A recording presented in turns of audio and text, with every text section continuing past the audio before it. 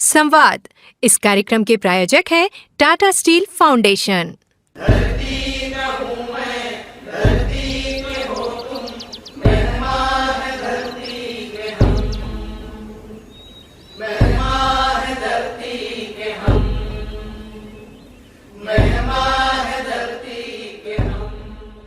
संवाद के एक और नए अंक, एक और नई कड़ी के साथ हाजिर हूं मैं रोशनी। आज हम आपको सुनवाएंगे अंशु सिंह से हमारी बातचीत। अंशु जी आज हमें टाटा स्टील फाउंडेशन के संवाद फेलोशिप कार्यक्रम के बारे में बता रही हैं। अंशु संवाद फेलोशिप कार्यक्रम के द्वारा भारत की जनजातीय समृद्ध संस्कृति को बढ़ावा देने का प्रयास कर रही हैं। जनजातीय युवाओं को संवाद फेलोशिप कार्यक्रम से जोड़ने और उन्हें आगे बढ़ाने के लिए सपोर्ट भी प्रोवाइड करती हैं। इस फेलोशिप प्रोग्राम से आप कैसे जुड़ सकते हैं, जानने के लिए आइए सुनते हैं मीडिया कर्मी संजय प्रसाद की अंशु सिंह से बातचीत। कार्यक्रम संवाद में आपका बहुत बहुत स्वागत है अंशु जी। धन्यवाद सर। जोहार। जोहार। अंशु जी, टाटा स्टील फाउंडेशन का ये फेलोशिप प्रोग्राम क्या है, इस बारे में हमारे श्रोताओं को कुछ बताएं। जी अवश्य। टाटा स्टील फाउंडेशन का ये जो कार्यक्रम है संवाद फेलोशिप, इसमें हम भारत के जो विभिन्न कोनों से जो जनजाति हैं हमारे, उनके युवाओं को हम संस्कृति के कुछ ऐसे पहलुओं को संरक्षित करने के लिए, उसको संवर्धन देने के लिए बढ़ावा देते हैं। इसके तहत अगर आप कहें तो भारत में ऐसी कितनी ही जनजातियां हैं जिनकी अपनी विशिष्ट संस्कृति है, शैली है, परंपरा है और इन्हें इसी के लिए जाना जाता है।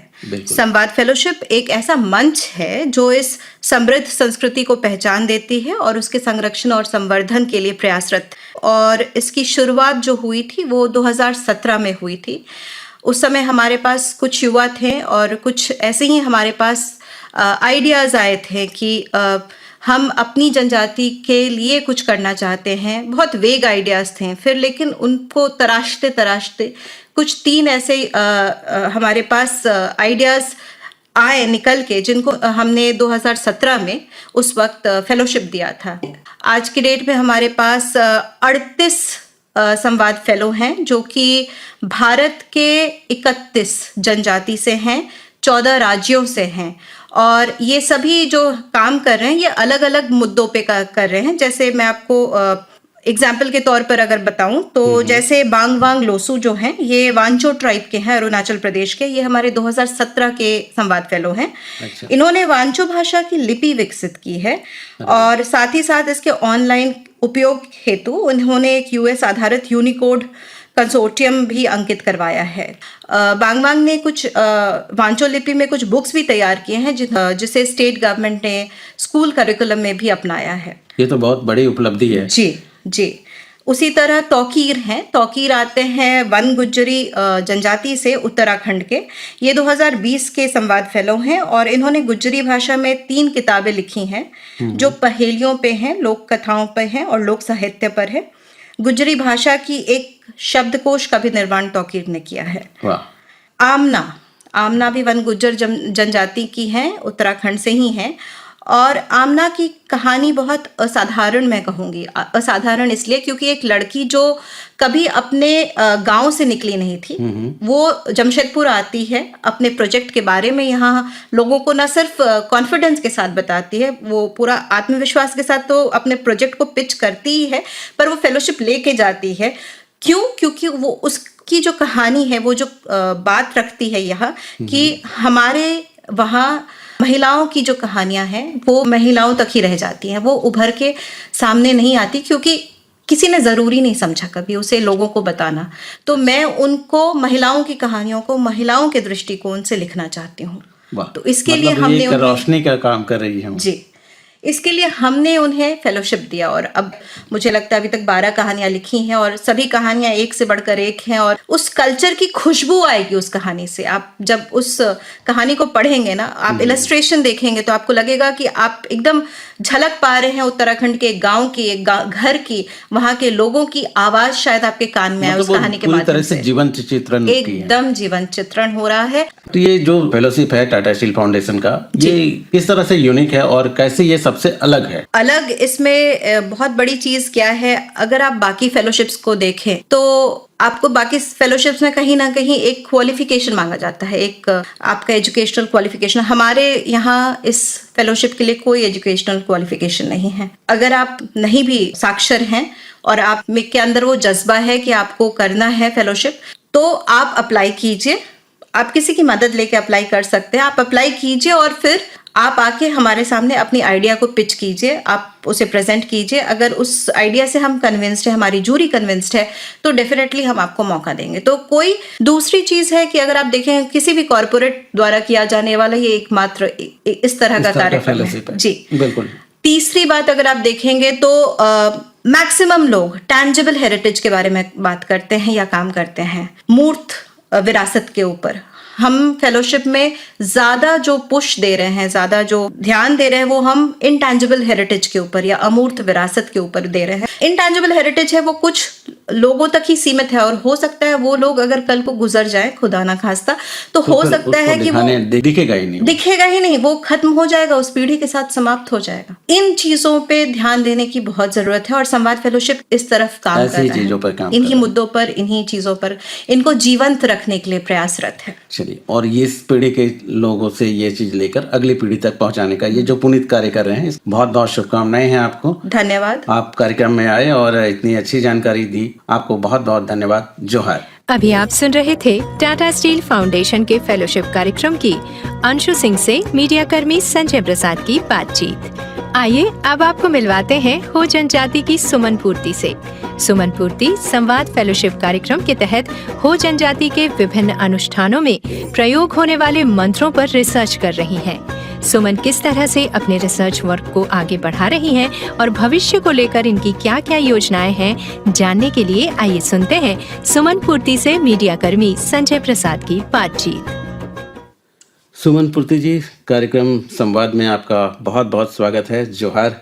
जोहार सर। हमारे जो लिसनर्स है जो इस समय आपको सुन रहे हैं, सबसे पहले फेलोशिप के अंतर्गत में आप क्या कर रही हैं, ये आप अपने मुख से बताएं। जी, बहुत बहुत धन्यवाद। टाटा स्टील फाउंडेशन का जो संवाद फेलोशिप होता है उसके अंतर्गत मैं एक विषय पे काम कर रही हूँ।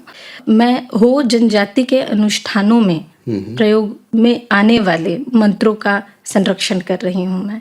अरे वाह, बहुत कम लोगों का ध्यान जाता है इसकी ओर, और ये बहुत रहस्यमयी जैसा लगता है ये मंत्र उच्चारण और ये सब का विषय में। बट जी जी, आप तो बहुत अंदर तक गई होंगी, तो कब ये दिमाग में आया कि हमको ये काम करना है? किस तरह से आप इस क्षेत्र में आए और कैसे आपको कामयाबी मिली, क्या क्या परेशानियां आई, उसके विषय में भी कुछ बताएं।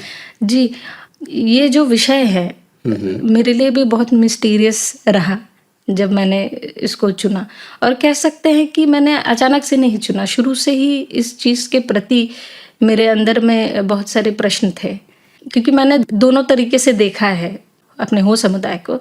गांव वाला परिवेश भी देखा है, एक शहरी परिवेश भी मैंने देखा है। बिल्कुल, बिल्कुल। तो मेरा हमेशा ध्यान जाता था पूजा पद्धतियों की तरफ कि हम किस तरीके से पूजा पाठ करते हैं, पूजा पाठ के दौरान हम क्या कहते हैं। तो क्योंकि हम शहरी परिवेश में रहते हैं तो एक मिक्स कल्चर में रहते हैं, एक तरीके से हमारा बहुत प्रभाव होता है आसपास के और भी कह सकते हैं रिलीजन का। तो मुझे ये चीज़ जानना था।